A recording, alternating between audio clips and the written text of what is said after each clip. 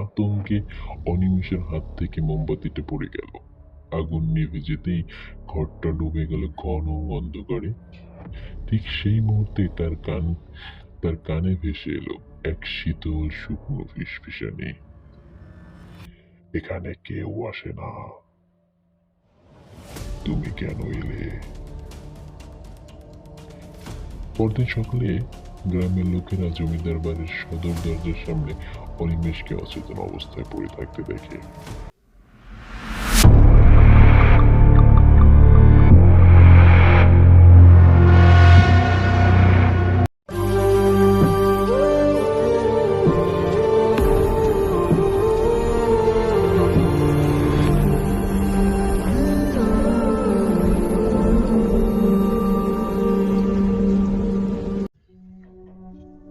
আসসালামু আলাইকুম প্রিয় শ্রোতা বন্ধুরা, আবার ফিরে এলাম আপনাদের মাঝে নতুন একটা ঘটনা নিয়ে।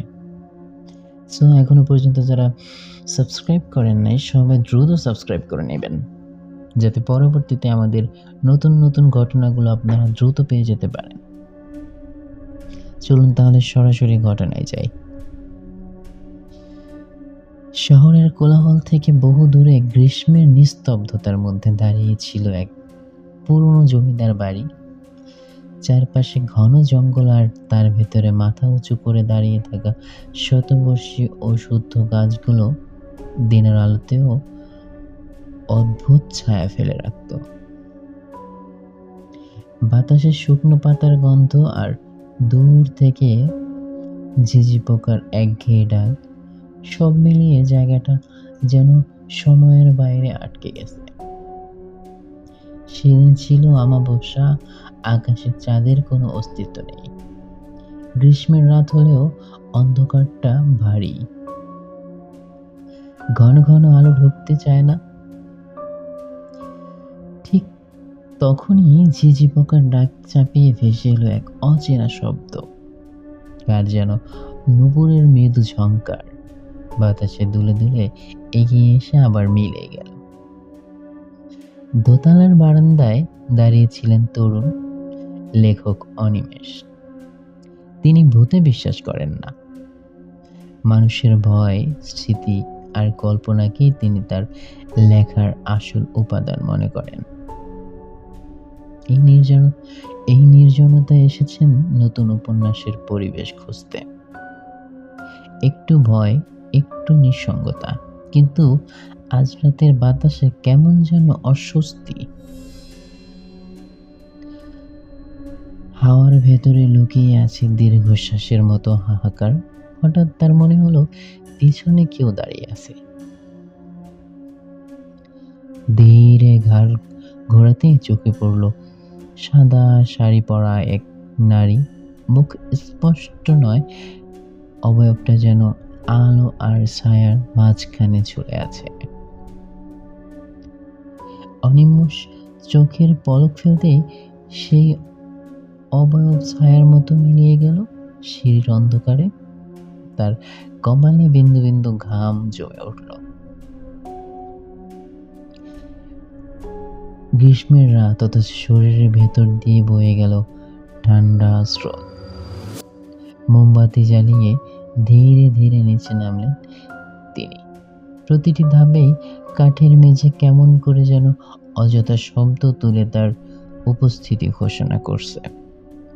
ডাইনিং হলের ভিতরে ঢুকেই তিনি থমকে দাঁড়ালেন। বড় পুরনো আয়নার সামনে কেউ বসে চুল আঁচড়াচ্ছে। লম্বা কালো চুল, ধীর এক টানা।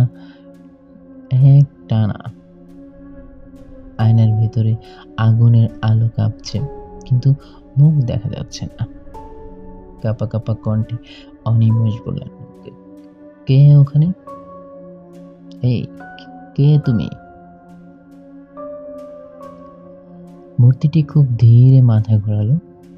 কোনো চোখ নেই, নেই কোনো নাক, নেই ঠোঁট, শুধু সাদা ফ্যাকাশে নিরস্তরঙ্গ এক চামড়ার মুখ, যেন কেউ মুখ মুছে দিয়ে রেখে গেছে।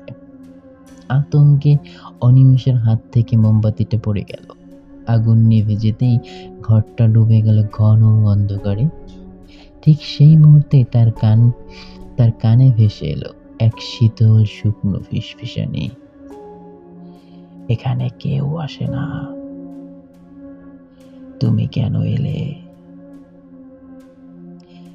পরদিন সকালে গ্রামের লোকেরা জমিদার বাড়ির সদর দরজার সামনে অনিমেষকে অচেতন অবস্থায় পড়ে থাকতে দেখে। গ্রীষ্মের রোদ তখন তীব্র, কিন্তু তার মুখের ফ্যাকাশে ভাব আর চোখের ভেতরে জমে থাকা আতঙ্ক দেখে কেউ সাহস পেল না বাড়ির ভেতরে ঢোকার। তার হাত শক্ত করে আঁকড়ে ধরা ছিল একটি পুরনো নোটবুক খুলে দেখা গেল এক রাতেই লেখা একটি সম্পূর্ণ উপন্যাস। নাম দেওয়া আছে অচেনা মুখ। শেষ পাতায় কাপা হাতে লেখা কয়েকটি লাইন, এই বাড়িতে যে আসে সে একা আসে না, আয়না শুধু প্রতিচ্ছবি দেখায় না, স্মৃতি ধরে রাখে। যার মুখে নেই তার পরিচয়ও নেই, আর যে তাকে দেখে সে আর আগের মানুষ থাকে না। অনিমেষের এরপর আর কখনো লেখেনি। সে বলে মাঝে মাঝে গ্রীষ্মের গভীর রাতে আয়নায় তাকালে নিজের মুখের জায়গায় সে এখনো সেই ফ্যাকাশে অচেনা মুখটা দেখতে পায়। আর সেই জমিদার বাড়ি আজও অমাবস্যার রাতে নূপুরের শব্দে জেগে ওঠে, কিন্তু গ্রামে কেউ আর সেখানে যায় না, কারণ সবাই জানে যে আয়নায় তাকে সে একদিন নেই, একদিন পরের।